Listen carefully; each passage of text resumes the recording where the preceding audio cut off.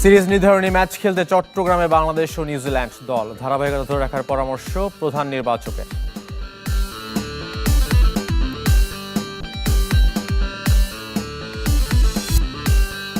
মাঠে গড়ালো বিসিএল লঙ্গার ভার্সন। প্রথম দিন ব্যাটারদের দাপট, এগিয়ে নর্থ জোন। বড় সংগ্রহের পথে সেন্ট্রাল। শুরুতে ক্রিকেটের খবর। বাংলাদেশ নিউজিল্যান্ড সিরিজ শেষ ওয়ানডে খেলতে চট্টগ্রামে এখন দুদল। বৃহস্পতিবার বন্দরনগরীতে সিরিজ নির্ধারণী ম্যাচ। আজ দুপুরে ঢাকা থেকে শেষ ওয়ানডের ভেন্যু চট্টগ্রামে পৌঁছেছে বাংলাদেশ ও নিউজিল্যান্ড দল। এই সময় লিটন, তাসকিন, মিরাজকে দেখতে হোটেল আঙিনায় ভিড় জমান ভক্ত সমর্থকরা। সাগরিকায় কাল অনুশীলন করবে দুদল। মিরপুরের প্রথম ওয়ানডেতে 26 রানে হেরেছিল টাইগাররা। পরের ম্যাচ জিতে কিউইদের বিপক্ষে 6 উইকেটে টানা 3 ওয়ানডে সিরিজ জিততে শেষ ম্যাচে জয়ের বিকল্প নেই টাইগারদের। নিজের 100তম ওয়ানডে খেলার অপেক্ষায় নিউজিল্যান্ডের উইল ইয়ং। তবে সিরিজ নির্ধারণী ম্যাচটা জমজমাট হবে বলে বিশ্বাস তার।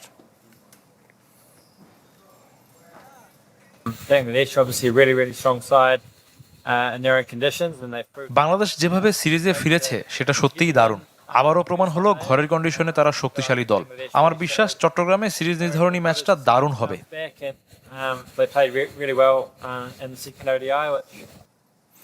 এদিকে দ্বিতীয় ওয়ানডের ধারাবাহিকতা ধরে রেখে টাইগারদের সিরিজ জয়ের আশাবাদ ব্যক্ত করেছেন প্রধান নির্বাচক হাবিবুল বাশার ও অ্যাডহক কমিটির সদস্য ইসরাফিল খসরু। বোলারদের পারফরমেন্সে সন্তুষ্ট প্রকাশ করেছেন তারা। তবে আবহাওয়া প্রতিকূল থাকায় পিচের আচরণ নিয়ে সীমাবদ্ধতার কথা জানিয়েছেন প্রধান নির্বাচক। বন্দরনগরীতে ওয়ানডে সিরিজের ভাগ্য নির্ধারণ। এক যুগ পর নিউজিল্যান্ডকে এ ফরম্যাটে সিরিজ হারানোর সুযোগ টিম বাংলাদেশের। দ্বিতীয় ওয়ানডে জয়ে মোমেন্টাম খুঁজে পেয়েছে মেহেদী মিরাজের দল। মিরপুরে বোলারদের পারফরমেন্সে মুগ্ধ প্রধান নির্বাচক। শরীফুল, নাহিদ রানাদের বোলিং আক্রমণ অভয় দিচ্ছে টাইগারদের। ব্যাটারও ফিরে পেয়েছে ছন্দ। হোম অফ ক্রিকেটে তানজিদ তামিম করেছিলেন বড় স্কোর। সিরিজে হাফ সেঞ্চুরি পেয়েছেন সাইফ হাসান, নাজমুল শান্ত। চট্টগ্রামে ক্রিকেটারদের ধারাবাহিকতা ধরে রাখার পরামর্শ হাবিবুল বাশারের। খুব ইম্পর্টেন্ট ম্যাচ, আশা করি গত ম্যাচটা আমরা ভালো করব। আমাদের প্রতি ম্যাচে ইমপ্রুভ করাটা খুব ইম্পর্টেন্ট। এই কন্টিনিউটা খুব দরকার আমার। না, he's been fantastic. I mean heart একদম বলে না, মন দিয়ে বল করা, হৃদয় দিয়ে বল করা। বাংলা সিরিজটা জিতবে ইনশাল্লাহ, এবং আশা করি গ্র্যাজুয়ালি বাংলাদেশ ক্রিকেট একটা পজিটিভ, আমরা যে একটা ভাইব পাচ্ছি, এগিয়ে যাই। দেখা যাক, ইনশাল্লাহ আশা করি ভালো কিছু একটা হবে। প্রথম দু ওয়ানডেতে বড় হয়নি দলীয় স্কোর, যা মিরপুরের উইকেট নিয়ে আলোচনা উস্কে দিয়েছে। চট্টগ্রামও কি একই রকম মন্থর উইকেট হবে? তীব্র গরমের কারণে সীমাবদ্ধতার কথা জানিয়েছেন প্রধান নির্বাচক। গরমের কারণে আসলে মেনটেন করা ডিফিকাল্ট হচ্ছে, যেহেতু ওয়েদারটা খুব হট অ্যান্ড হিউমিড কন্ডিশন। উইকেটটা খুব দ্রুত ভেঙে যায়। ঠিক যেরকম উইকেট চাই সেরকম আমরা ঠিক পাচ্ছি না। চট্টগ্রামের মাটিতে 2 বছর আগে শেষ ওয়ানডে খেলেছিল বাংলাদেশ। সেবার শ্রীলঙ্কার বিপক্ষে 2-1 ব্যবধানে সিরিজ জয়ের রেকর্ড টাইগারদের। নিউজিল্যান্ডের সঙ্গেও সুখস্মৃতির খোঁজে লিটন, মিরাজ, শান্তরা। এবার নারী দলের সিরিজের খবর জানাবো। কাল 3 ম্যাচের দ্বিতীয় ওয়ানডে 1 ম্যাচ হাতে রেখে শ্রীলঙ্কার বিপক্ষে সিরিজ জয়ের সুযোগ টাইগার্সদের। রাজশাহী বিভাগীয় স্টেডিয়ামে ম্যাচটি শুরু হবে সকাল 9টায়। দুশ্চিন্তার নাম ওপেনারদের রান খরা। প্রথম ওয়ানডেতে ফ্লপ ছিলেন জোয়ারিয়া ফেরদৌস ও শারমিন সুলতানা। এছাড়াও ফর্মহীনতায় অধিনায়ক নিগার সুলতানা জ্যোতি। দ্বিতীয় ম্যাচেও তাই আস্থা রাখতে হচ্ছে বোলারদের ওপর। শ্রীলঙ্কার বিপক্ষে কখনো সিরিজ জেতা হয়নি বাংলাদেশের। রুদ্ধশ্বাস প্রথম ম্যাচে লঙ্কান নারীদের 3 উইকেটে হারিয়েছিল স্বাগতিকরা।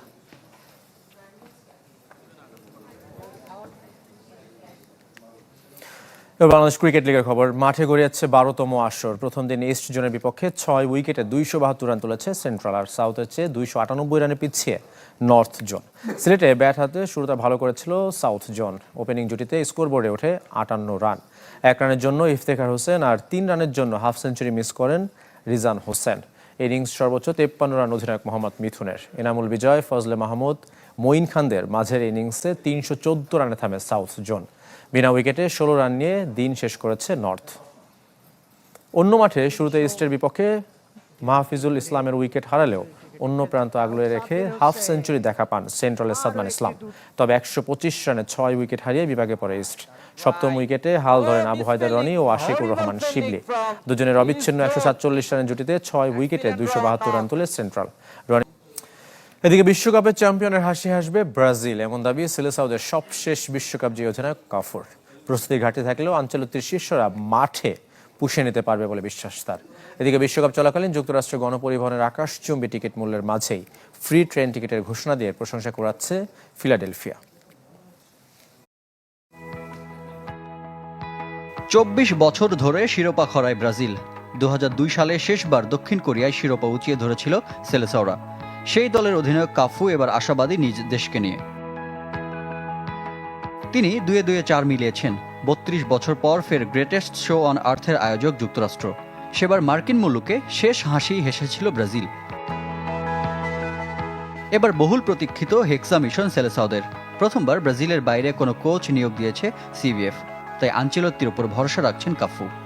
5 বারের বিশ্ব চ্যাম্পিয়ন ব্রাজিল এবারের আসরের অন্যতম ফেভারিট। তাদের অনেক তারকা ফুটবলার আছে, একজন দুর্দান্ত কোচ রয়েছেন। আমার চোখে এবার ব্রাজিলের বিশ্বকাপ জয়ের অনেক ভালো সম্ভাবনা রয়েছে, যদিও তাদের প্রস্তুতিতে কিছুটা ঘাটতি রয়েছে। তবে মাঠের ফুটবলে তারা পুষিয়ে নিতে পারবে বলে আমি বিশ্বাস করি। তবে ইনজুরিতে বিশ্বকাপ শেষ আয়োজক যুক্তরাষ্ট্র গোলরক্ষক জোনাথন ক্লিন্সম্যানের। সাবেক জার্মান কিংবদন্তি ইয়র্গেন ক্লিন্সম্যানের ছেলে ইতালির সিরি বিতে চেজেনার হয়ে ম্যাচ খেলতে নেমে ঘাড়ের হাড় ভেঙেছেন। তাতেই মৌসুমের বাকি সময়ের জন্য ছিটকে গেছেন এই গোলরক্ষক।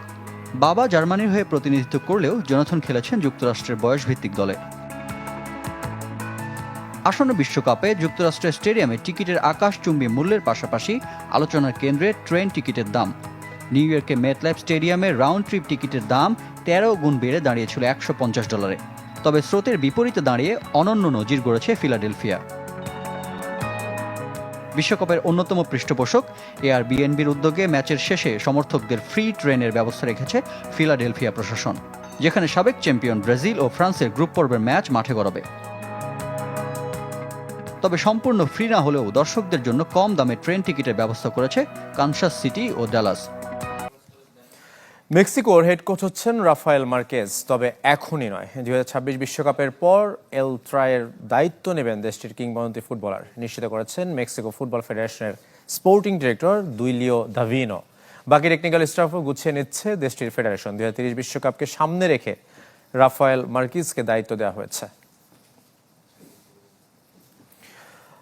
আবার রোমানিয়া জাতীয় দলের কোচ হলেন গিওর্গি হ্যাজি। 25 বছর পর নিজ দেশের দায়িত্ব নিলেন রোমানিয়ার কিংবদন্তি ফুটবলার মির্চা লুচেস্কুর স্থলাভিষিক্ত হলেন তিনি। 2026 বিশ্বকাপ বাছাই শেষে দায়িত্ব ছাড়েন লুচেস্কু। তার 5 দিন পরই মারা যান রোমানিয়ান কোচ। 2030 বিশ্বকাপের বাছাই পর্ব পর্যন্ত হ্যাজির সাথে চুক্তি করেছে দেশটির ফেডারেশন। এর আগে 2001 সালে রোমানিয়ার দায়িত্ব নিয়েছিলেন তিনি। রোমানিয়ার হয়ে 124 ম্যাচ খেলেছেন হ্যাজি, 35 গোল করেছেন এই কিংবদন্তি। এদিকে মৌসুম শেষের আগেই রিয়ালের কোচ পরিবর্তনের গুঞ্জন, তার মাঝেই আজ রাতে লা লিগায় নামছে লস ব্লাঙ্কোস। সান্তিয়াগো বার্নাব্যুতে রাত 1টায় আতিথ্য দেবে আলাভেসকে। কোপা দেল রে ও চ্যাম্পিয়ন্স লিগ থেকে বাদ পড়ার পর পিছিয়ে পড়েছে লা লিগা রেসেও। তাদের চেয়ে এরই মধ্যে 9 পয়েন্টে এগিয়ে চিরপ্রতিদ্বন্দ্বী বার্সেলোনা। আজ জিতে ব্যবধান কমানোর সুযোগ রিয়ালের, যদিও এপ্রিল মাসটা ভালো যাচ্ছে না তাদের। 4 ম্যাচ জিততে পারেনি। লিগে মায়োরকার কাছে হারের পর ড্র করেছে জিরোনার সাথে। ব্যর্থতা কাটিয়ে উঠতে অস্থায়ী আলভারো আরবেলোয়াকে সরিয়ে জোসে মরিনিওকে ফিরিয়ে আনতে চায় রিয়াল, এমন গুঞ্জন নিয়ে মুখ খুলেছেন দ্য স্পেশাল ওয়ান, যদিও নিজের ভবিষ্যৎ নিয়ে চিন্তিত নন আরবেলোয়া।